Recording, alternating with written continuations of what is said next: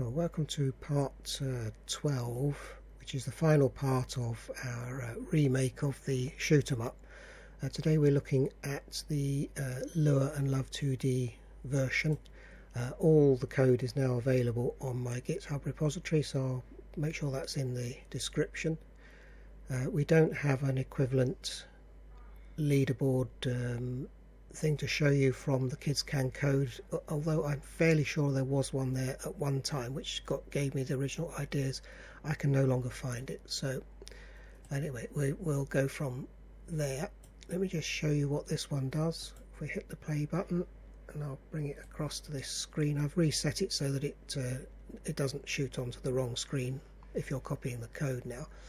Let's close that off. This is the menu as before.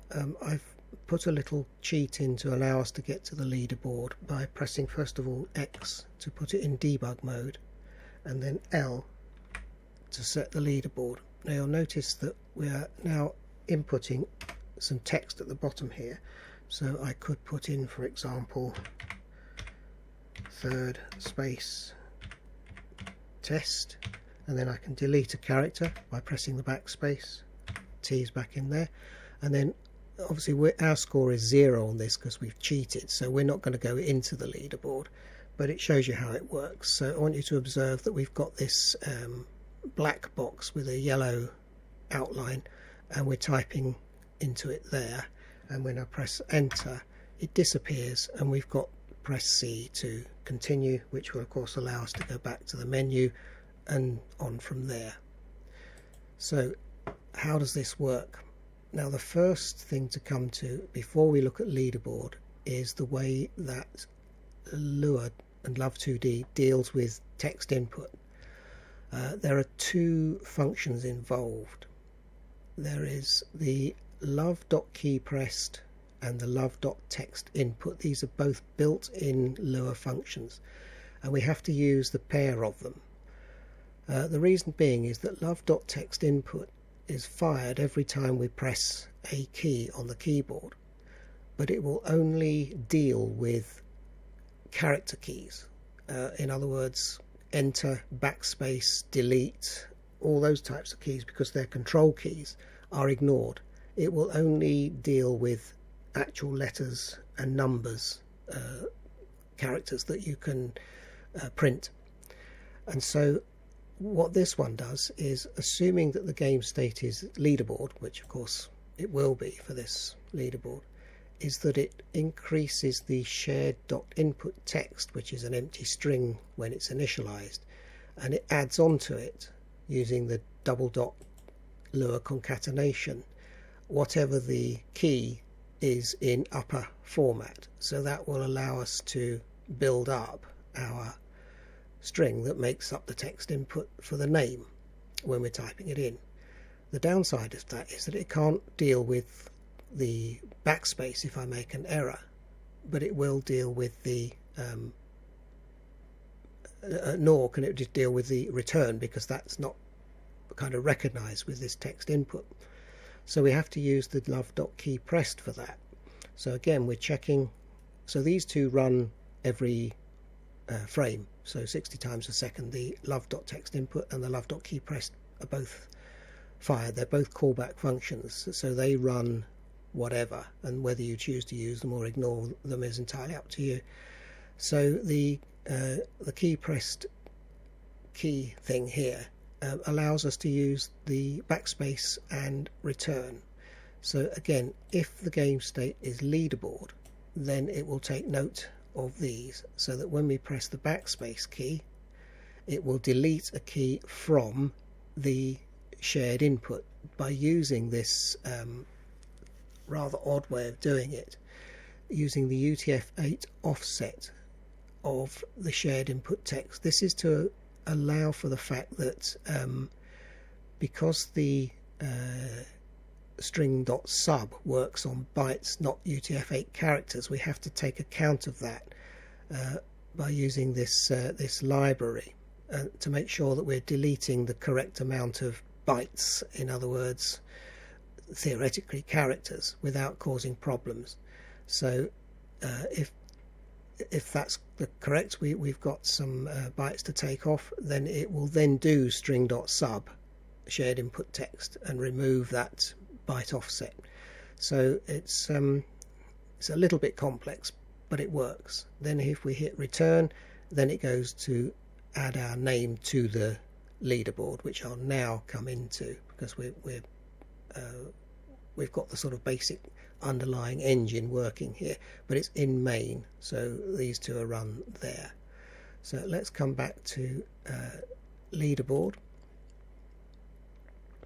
So this uses a data structure which, because we're dealing with Lua, we don't have to have a separate class for the data. In the Pygame and Monogame versions, I used a nested class in order to hold this data. So what we wanted basically is a name dot, or a score dot name, and a sort of score data dot name and a score data dot score, as if it was a part of a class. But because we're doing it in Lua, all we need to do is have a score list table here, and inside we've got separate tables containing these two pieces of data, name and score, name and score, and we would have a maximum of 5 of those in our score list, which we can then deal with. So when this is started using the leaderboard new, there is no parameters passed, so it creates these variables here where the current player entered is a Boolean value is set to false, and then we have an empty table for our score list. The self name, this is not the shared dot name, this is the self name, is empty, and the Y position for printing out the list of high scores starts at 80. And then it goes to populate score list. So populate score list here, the file that it reads from, if I just show you the Python version, this is a typical score file. So you've got the name, a semicolon, and a number representing the score. But in Python we could store it where we liked, whereas with Love2D you don't have much choice. It always goes into the user data folder. So if you're on a Mac, this will be somewhere else. If you're on Linux, there'll be some kind of standard place where user data is stored. This is Windows, obviously, so it's always put in app data roaming love, and then whatever you've called your folder, and highscore.txt. So that's where it all is put. So this empty table is created, and if it was already available, it just, by making empty table, it just clears it, and then it uses this for loop to go through this love.filesystem.lines of the highscore.txt. So this will be stored in this location here, and it will go through it, and if the file doesn't exist, then the table will be empty. If the file does exist but it's also got no data in it, it still comes back with an empty table. So it's kind of, it won't error out just because you haven't got a highscore.txt file in this location. It still carries on. But if there is a file there and it's got some data in it, then it'll go through it line by line and add score data to the list here. And the way that's done is that we want our list to be sorted so that the highest score is at the top. So what this does is it takes the line that's being fed into it, which is going to be in one of two formats. If it's reading from the text file, it'll be in this format here, or if it's coming in from the user entering their data, it'll be split. The user will enter their data as a string, and the score will have come from the shared dot score. So these two will be separate and supplied as a table. So this will deal with either. whether it's a table or a simple string. And the way it's dealt with is that if the type of this data here is string, then you know you've got this Fred 356. Else we'll assume it's a table, in which case you've got the data is made equivalent to that data, which is probably something like this, where you've got a name and a score within a table. So this is Lua's way of overloading a function. You check to see what kind of data has come into it, and then you can do something with the code depending on what has been sent in. If it's a string, then it splits it using the split function, which is found in libutils. So this is a new function that has been added. I'll show you that. Just increase the thing here. So this, I found this somewhere online when I was searching for a split, Lua split. There isn't a built-in one.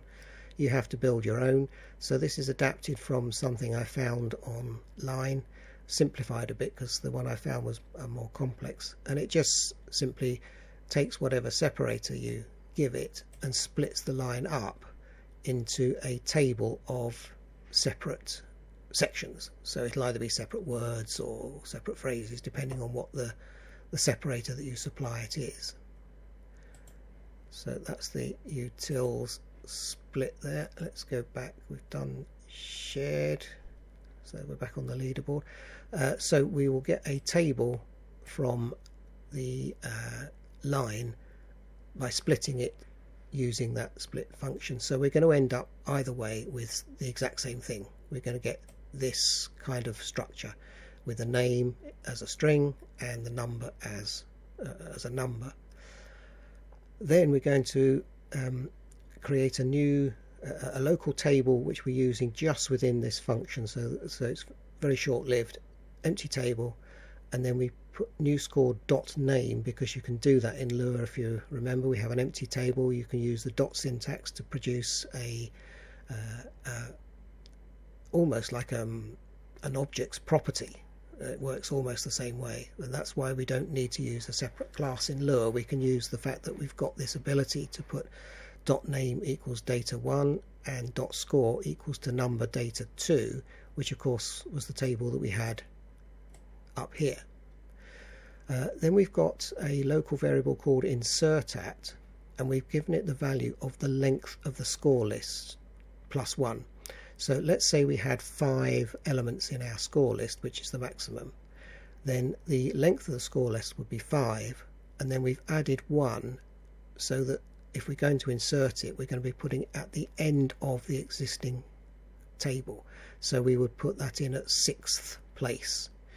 Then we're going to go through to make sure that our new score that we've just achieved goes to the top of the list.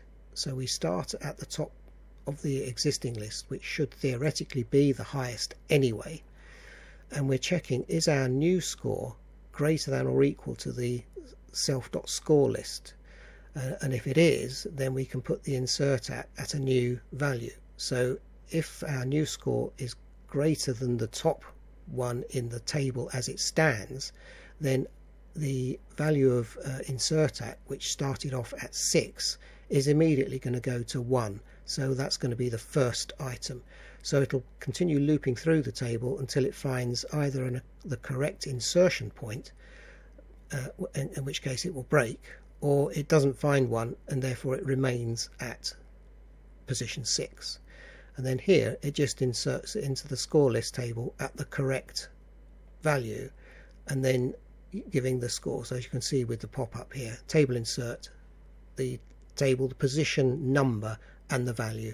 So that's how this works. So that's what table we're going to put into, that's the position that we're going to put it in at, and that's the data that we're going to put in. So that's the way the Lua table insert works. So we've now added either the data that's being read in from a file, or the new score achieved by you, the player, once you have died and you're in the leaderboard. So once it's in there, then of course it uses the draw function to display it. So this is what actually draws the leaderboard. So again, if I just press play, drag it over, minimize that, press X to go into debug mode and L to go over to the scoreboard, you can see that we've got now the at the top here, shared draw text leaderboard is this bit here, and that's the size, the position in yellow. Then it's set the Y position at 80, which is here, and then it's going through lines is set to 0, so that we have a maximum of 5 lines only that will be written here. So even if we've added another one and we're down to 6, it'll still only display the first 5. I suppose it might have been fairer to have included the new score, even if we're not going to save it to file. So maybe we could alter that. But anyway, it'll do the new lines there, and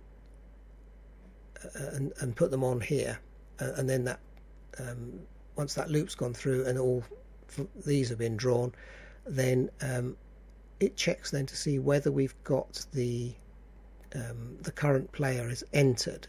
If so, then instead of showing as it's currently doing the draw text and display box, type your name and press enter and all this down here, it'll just press C to continue, which will appear here instead. So these two sections, the input box and type your name and press enter, is controlled here, and shared.display box is a new function that I've added in order to draw this box here. So let's briefly look at the new shared function. Again, we'll just increase the font here.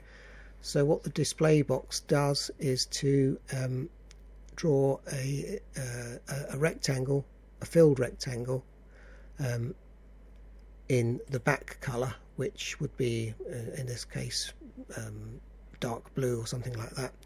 Then it will set the color to the fore color, which is where it draws the rectangle line around it, and then it draws the text using the function that we've already got here, using sDrawText, passing in the text color to that. So we've got fore color, back color and text color of our rectangle, and the text that goes in it on this shared one. I've done it as a shared one so that if at some point you wanted to add something similar to the main, sorry, not to the main, to the menu, or if you wanted some other kind of screen showing up that had some kind of similar inputs, then you could use the same function.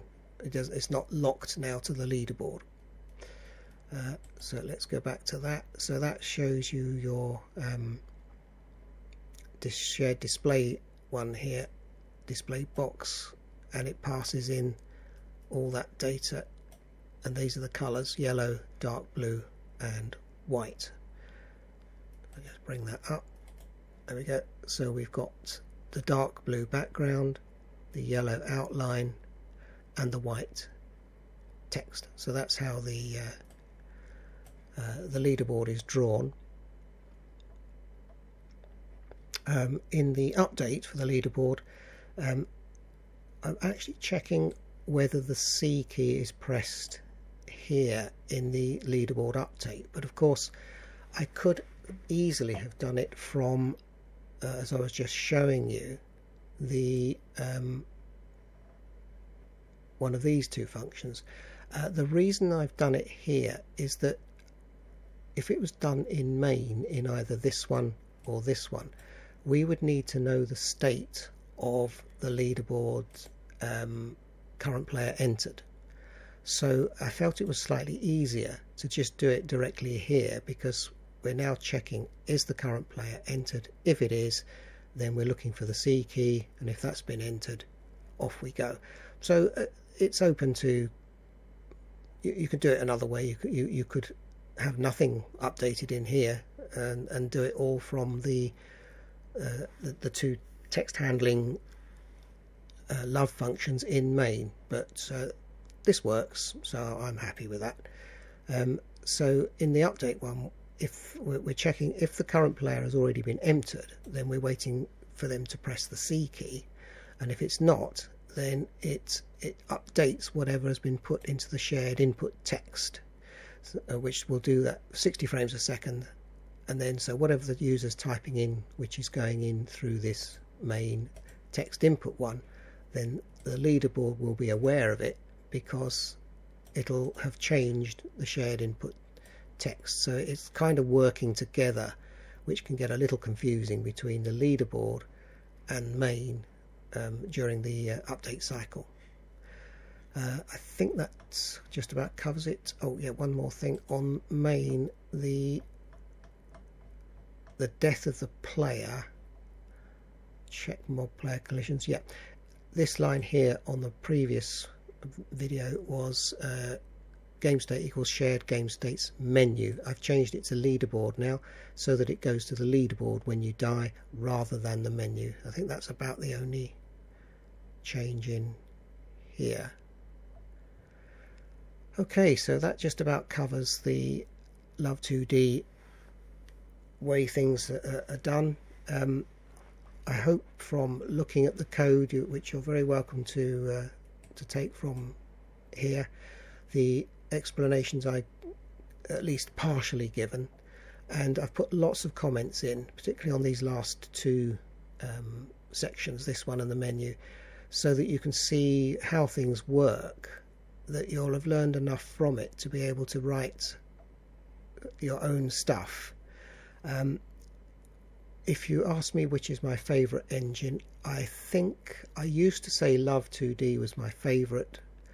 Monogame I've only recently started playing with, but I'm really getting to like Monogame. It's powerful and it's easy to deal with because of the way Visual Studio works, with showing you what possibilities you've got for typing things in, and I find that really helpful. Pygame I think has gone a bit past its best. And it's great if you're a Python user and there's not a lot else around, but it's definitely not as good.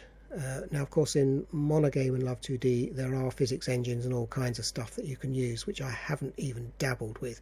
So the Love2D is very powerful, and I'd thoroughly recommend it if you didn't want to go into the C# land. But anyway, enjoy your gaming.